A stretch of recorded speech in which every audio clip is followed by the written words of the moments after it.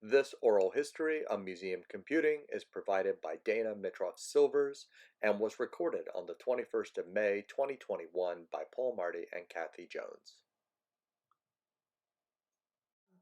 Well, my story of museum computing is all thanks to Rick Reinhardt, who I think you did speak to already, because I was working at the Berkeley Art Museum Pacific Film Archive in the 90s. And Rick had one of the very first museum sites to go online. I mean, I think it was in the first like 500 domains or something. And Rick, because that's how the kind of guy Rick is, he's like, I'm going to do this. I'm going to go, put up a website. And he just did it. And he was, I think Rick at the time he was the IT guy. I mean, this was not these roles didn't, these kind of jobs didn't even exist. Rick was the guy who managed all the Mac workstations, and he just put up this website, and he started digitizing the Teresa Cha archives, which the Berkeley Art Museum Pacific Film Archive owned, which people were like, wait, what the hell is he doing? And then I was working in the education department as a program assistant, making print materials. And these were like paper photocopied print guides for schools and families and kids to come into the museum and go around with like a paper tour. And I just said to Rick, I was like, hey, why don't we put this online? And Rick was like, yeah, go for it. Here's a little booklet on HTML 1.0. There's a computer in the hallway that has Photoshop on it, and I'll teach you some basic HTML commands and go for it. And he's like, oh, and here's a scanner. And this wasn't part of my job. Nobody knew what I was doing. I told my supervisor, and she was like, why would you do that? Why would you want to put this stuff online? That's weird. That makes no sense. And I just did it. I would stay late, and I taught myself some HTML. Rick explained everything to me. I didn't even know what metadata meant. I didn't know what a digital image was. I didn't know any of this. And he just kind of taught me, and I apprenticed myself to him. And I started putting our family guides online on the BAM PFA website. And then I started getting really interested in it and realized, well, we could put this online, and we could have a clickable JPEG that could be a visual image of the museum, because we were thinking so literally at that time, like, oh, we'll have a map and you click here because that's where that object is. It's on this floor in this corner. So you'll click on it and it'll load a new page, and that'll have the information. And at the time, my supervisor still used a typewriter, and she was actually one of the holdouts, like used a typewriter for many, many years. So she literally sat in her office on her typewriter. And here I was putting all this material online. And that just kind of opened up this whole world for me, because I had been doing all this in-person traditional education stuff. And I was like, wow, why wouldn't you put this online? Like, this seems amazing. And this to me seems like a no-brainer. And that led me to realize, there's careers in this, and maybe this is like a job, or there's a field here. And I remember taking a class in multimedia studies at San Francisco State, because that's what it was called back then. It was like multimedia studies, and you were learning to do things mostly for CD-ROM. And I remember I took a class on information architecture for the web, and this was so new. Like, all this stuff was so new. Like, you couldn't get a degree in this. You took a class in information architecture, and then I thought, maybe I should look for another job doing this. And I found a job on Craigslist. This is like way, way, way, way back. This was 96, 97. And I found a job on Craigslist as the webmaster for an educational software company. And I applied for the job, and I interviewed, and I got the job.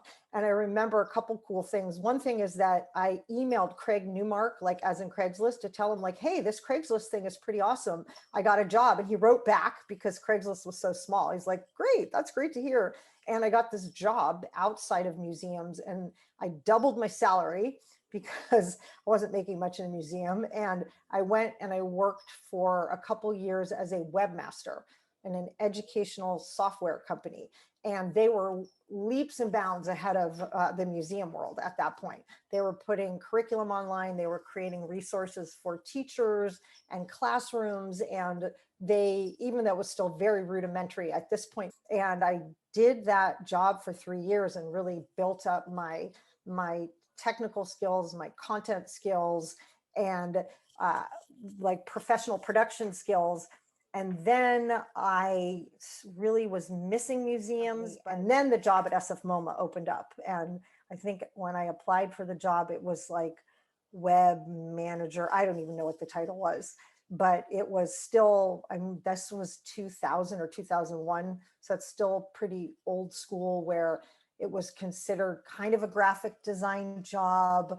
Sort of was really all this question, is this marketing? Is it graphic design? Who owns this thing?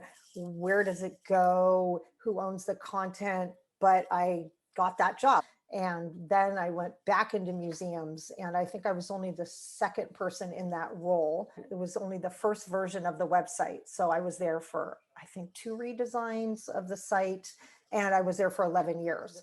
At that point, you know, the field was evolving, but it's nothing like it is now. So this was still, gosh, like over 20 years ago. And at SF MoMA, I was really interested in how to professionalize what we were doing, because it was still pretty new. And I was still doing a lot of the updates by hand. I don't think we didn't even have a content management system when I started. And we had to use Dreamweaver templates to manage this website. And I can't even remember, was a collection online, a section of it was online. I mean, it was still, these were the old days of this time. And I started to get really interested in the whole idea of user experience and user research and usability testing. And people thought that was crazy too. Like, why would you do this? Because we know what our audiences want. And I remember the first version of the site had been designed basically by people sitting around a table with curatorial, and I think some people from marketing and graphic design and publications. But there was really no user research. Nobody talked to visitors. Nobody thought about that stuff. Like, that was just like, well, why would you do that? Because we know, I mean, we're the experts. It's our content. It's our collection. So why would we talk to people? So I started trying to professionalize that internally. And even at the time, there were not that many resources for this. So I was reading books and reading articles online. And I remember it was a big coup. I got somebody from the Nielsen Norman Group. I think she did it as a volunteer. She flew down from wherever she lived and came and sat with us and helped us talk about, like, how would you do usability testing, and how could you bring these practices to your website? And we brought her in and she gave us advice. So this, and I was there for 11 years. So a lot happened in 11 years, but we did a couple of redesigns, and really was a real effort to start to professionalize the field and recognize that this was more than just taking something from graphic design and marking it up in HTML and slapping it up there. There was so much that went into the web experience. And while I was there, the collection went online and more objects went online. We had what do we call it? I think we called it e-space, which were artworks that were commissioned just to be digital artworks. Actually, that's someone you might want to talk to, was the curator at the time, who was very forward thinking in commissioning artists to create works that just lived on the website. But to also talk to Jill Starrett, who's no longer at SF MoMA, but Jill was involved with how do you preserve these objects, because these were all created in old code and they lived on old servers. Like, this is, while I was there, we watched them like degrade, and they were created in old servers. They worked on old browsers like Netscape, and this was one of the first digital spaces, like digital gallery works commissioned just to be online on the website. And so I remember that was a big deal that we had that part of the website. And then we just did many redesigns, and while I was there, I really tried to push for this idea of usability, user research, and really thinking about who's using this and what do they need versus what do we want them to need or think that they need. I'll And just jump in to say yeah. that this is certainly a theme that several of the Hmm. people we've talked to have touched Hmm. upon. What you said, Hmm. so many people in the museum world said, "Well, why would we talk to our visitors? Why Right, would we talk to our users? We right, know what's going on, right?" right, So, right. helping people realize that and recognize Yeah. that is certainly a theme. We've heard some great stories about that, by the way. I think Scott Hmm. Sayer had a fantastic Mm. story about that at MIAS. There were the, people in the early days who were doing this, like it was, Rick Reinhardt, Scott Sayer, Robin Dowden, like this was, we were like the first generation of the people doing this. I remember when Rick Reinhardt was at Berkeley Art Museum, I think Scott was in his role, Robin was there, like they were doing like the early work in the field and really trying to professionalize, I think, what we were doing. And there's another thing, that a theme that often came up at SF MoMA, people would come to the web team and say, I want you to make us this, or build that, make that. And I would always say, whoa, whoa, whoa, why? Why are we doing this? Like you saw some cool thing over on some other site, but why? And I really, really was always trying to push people to say, like, why? Why are we doing it? What's the point? Like, you think that that would be cool, but what need of a visitor or a user does it meet? And why are we doing it? And all of this work around like usability, user research led me to discover the field of design thinking. And that was something I discovered because of Susie Wise. She had left SF MoMA and gone to Stanford for her PhD. And she was one of the early people involved with the Hasso-Plattner Institute of Design, also known as the D School. And she said, hey, you should come do this executive education program we have here in design thinking. You'll be the only person from a museum there, and you should really do this, and I can help you find a nonprofit discount for this program. So I went and I did that, and it just like blew my mind, because it was all these things that I had been doing over the years, but it was all codified and brought together because it brought in user research, usability, human-centered design, all of these things together in this process. And I remember just thinking like, oh my God, my brain is exploding. And I brought this back to SF MoMA. And I was definitely met with a lot of resistance, just as I had been met with resistance with wanting to do usability testing, because I wanted us to literally get up from our desk and go into the galleries and talk to people, to ask them things like, what brings you here today? And what are you finding challenging today? And what's standing out from your visit? And really extracting from these questions these deeper needs. And then coming back and thinking, how can we meet these needs? And I was working in digital on the website. So how can we meet those needs using using what we're doing digitally? And I tried to train people in this at SF MoMA. I tried to undergo lots of little projects using design thinking, also called human-centered design. And then people started calling me from other institutions like, hey, what's this design thinking thing you're doing over there? Like Sylvia Filippini Fantoni was one of the people early on to say, like, what are you up to there? Or Nancy Proctor was really interested in it. And then she mentioned to at the National Air and Space Museum to Vicki Portway. So people started calling me, and that's when I ended up leaving SF MoMA to do my own consulting using design thinking specifically with museums and cultural institutions.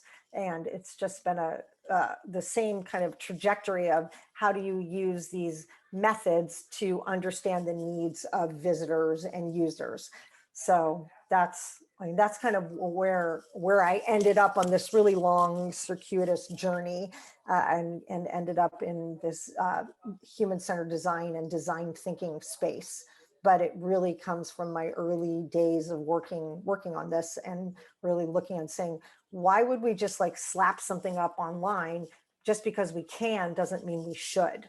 And often there are solutions that are not digital to meet the needs of visitors. And those are just as valid. Even if like I come from the digital, I was, the digital person, it doesn't mean that the answer is going to be digital for what we're hearing from visitors.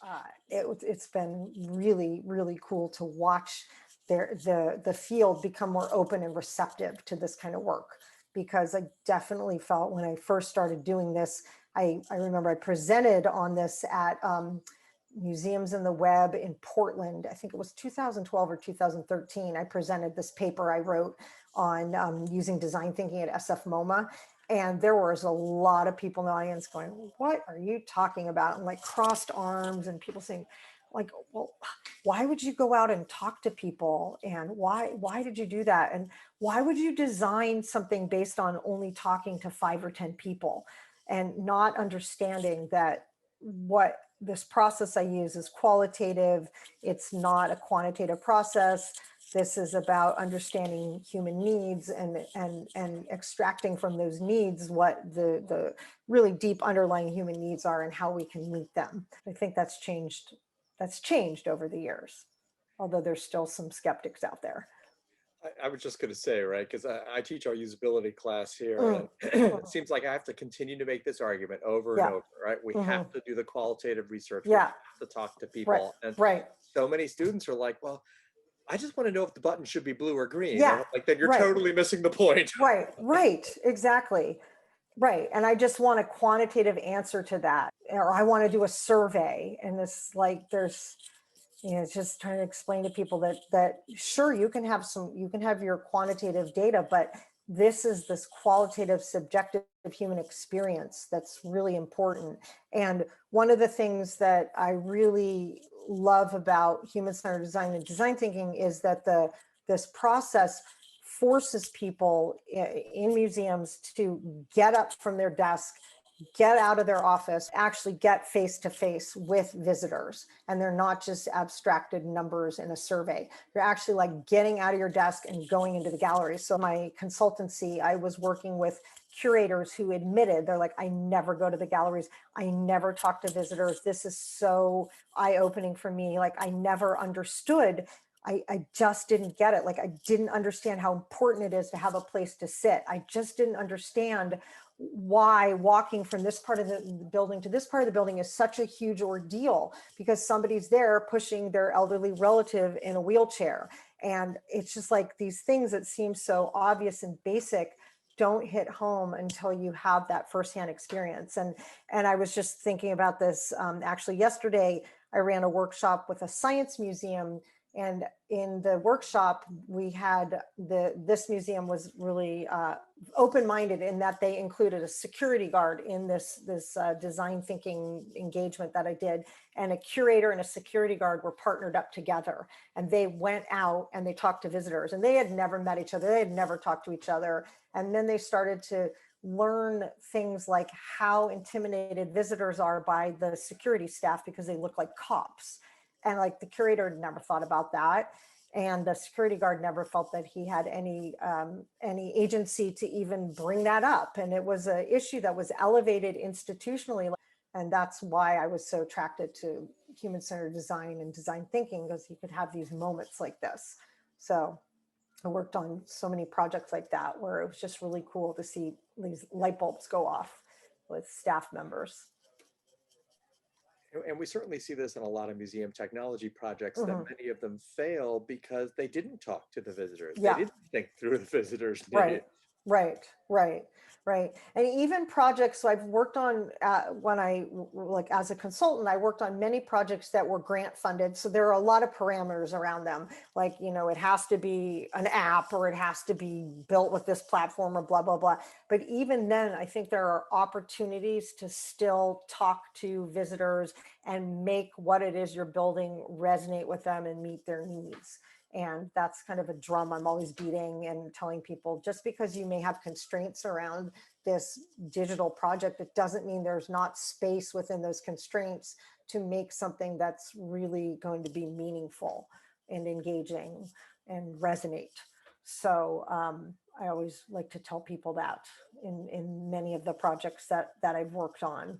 Like I was working with the National Gallery of Art in DC, and they had funding from the Walton Foundation, and they knew it had to be digital. But even then, we found so many little moments talking to visitors of things that were important that we could incorporate into the digital. We're getting a little abstracted, and you Yeah, may have yeah, concrete things you want to get back to, yeah, but I'm really yeah, curious. This is mhm, an abstract question, but one of yeah, the things that I wrestle with, and I know mhm, I've talked to a lot of colleagues of mine who also teach usability and design mhm, thinking and have the same mhm, problem, is just why do we have to keep explaining this over and over?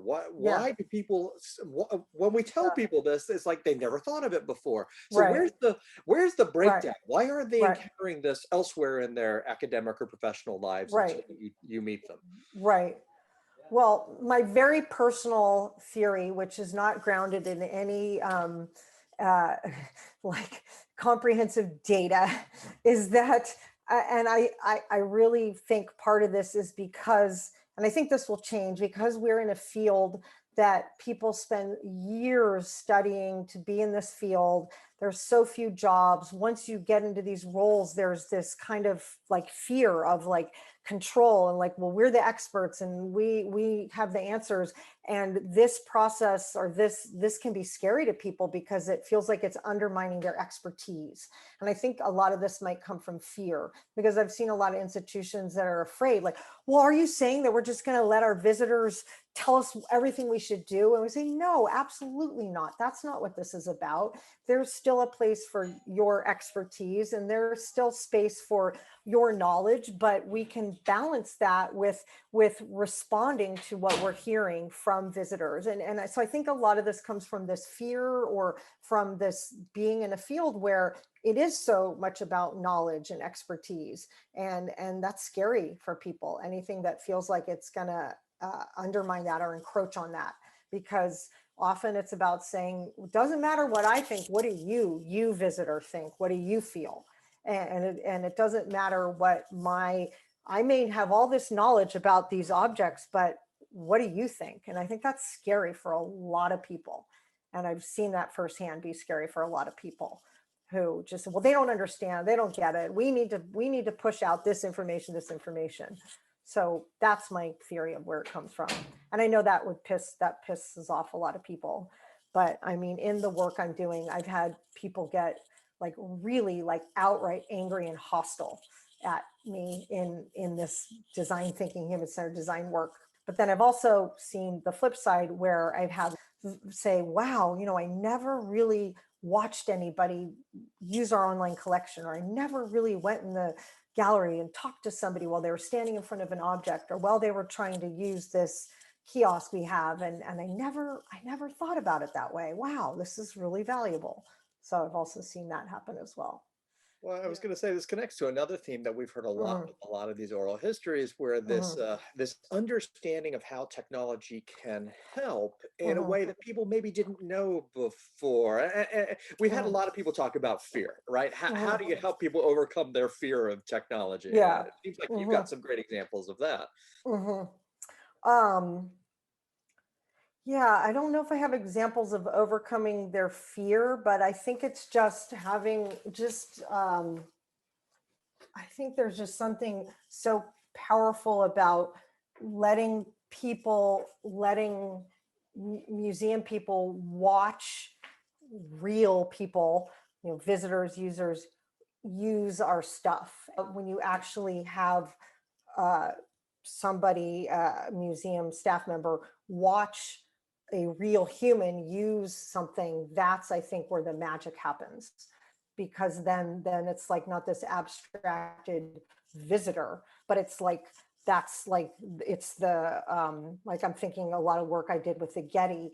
It's not like the abstracted visitor, it's like the 22-year-old woman who's got a YouTube channel, who's there at the Getty Center with her boyfriend on a weekday, and she's taking selfies in the garden, and you're watching her, go on the Getty site on her phone. Like, that's real, and that's like, I think, what's really powerful.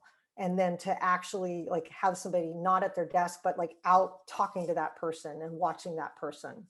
And that's the stuff that gets me really excited about this work, is those moments. which I can't wait till they come back with COVID. I mean, I think that we will get, I mean, a lot of this now is happening over virtually. Like I've done some projects now where I talk to visitors virtually, but I think we will get back to where we have these moments of human interaction with visitors in person as we start to open up more and more institutions open back up.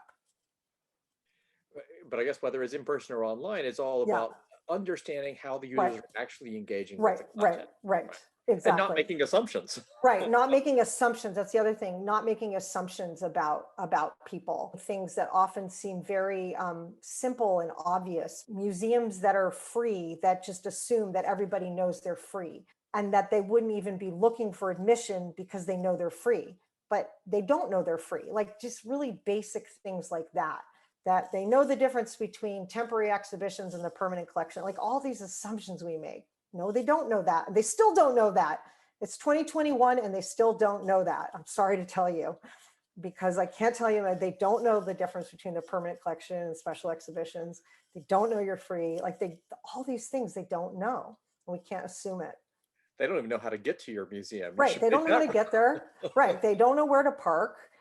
And they don't know what they can eat when they get there. And they need to eat and they need to sit and they need to use the bathroom, like all these things like that seem so obvious, but they're not.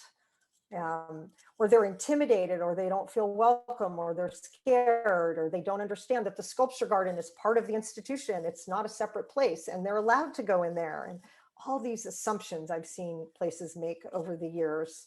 It's just so interesting.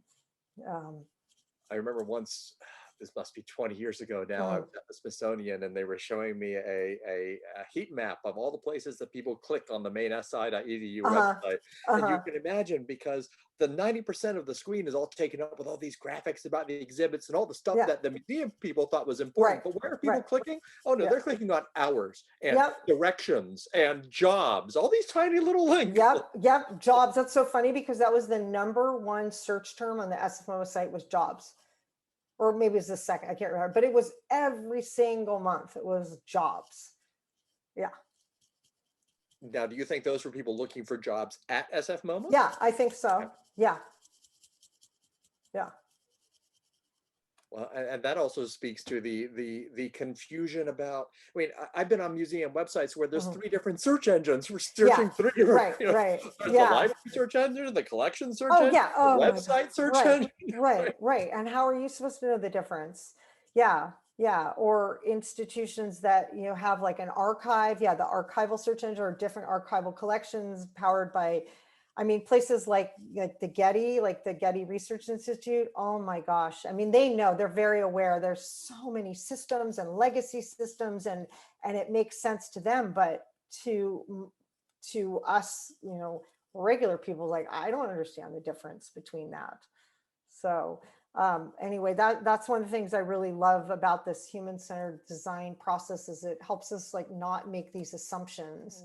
The other thing that I really love about when I bring human-centered design into museum work is that it forces us to not immediately jump to solutions as well. That was the other thing in my many years of working inside museums was we were so quick to jump to the solution. Like, well, we know what the answer is going to be.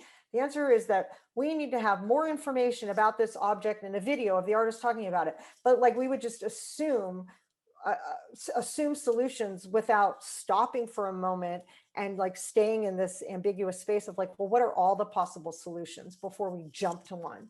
And what I really like about using this design thinking process is it forces us to not jump straight to the solution.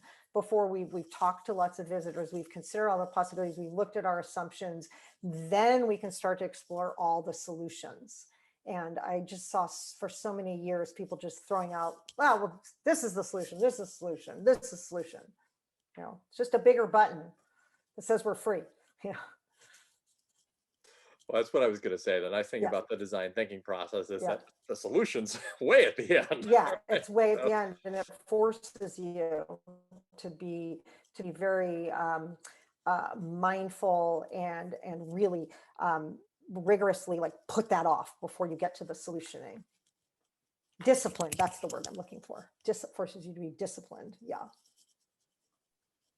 So, I mean, thinking over your consulting work then Mhm. with museums, I mean, obviously you're being called in by museums who want to do that, right? Yes, yes. So that must be a positive from the beginning. Yes, yes, absolutely. There are some people internally who think one way, and then you've got sometimes the old guard or the people think the other way, and then there's often that clash, and then there's always that challenge of how do you navigate that, and where, like, where do you end up, and who, you know, who in the end has the say. And a lot of times it starts with the director and what kind of perspective they have. And you're seeing now institutions with really forward thinking directors, like I'm thinking at like National Gallery, because that was a engagement I did not too long ago, and Kaywin Feldman, like, who's really forward thinking and really committed to thinking in these ways and thinking being visitor centered. And so when you do something like design thinking in an institution like that, there's support and understanding and buy-in from the top that I think trickles down, which is really important. Like when I was working with the National Gallery and we were out in the galleries with prototypes that we had built that were paper prototypes for digital things, but they were paper. And she saw us and wanted to, like, wow, that, what are you working on? Let me see it. Let me watch someone test the prototype. And it's that kind of, I think, support that can help this kind of work move forward in an institution where you've got that buy-in. Or I worked with the Denver Museum of Nature and Science, and their director is very, very supportive and committed to thinking in these ways. So that really kind of modeled it for the whole institution.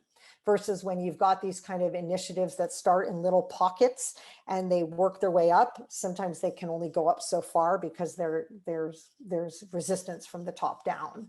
And I'm sure you talked to many people who worked on those kind of projects where you've got, people over here in the corner building some cool thing, but if there's not support for whatever it is, it may die, it may not make it.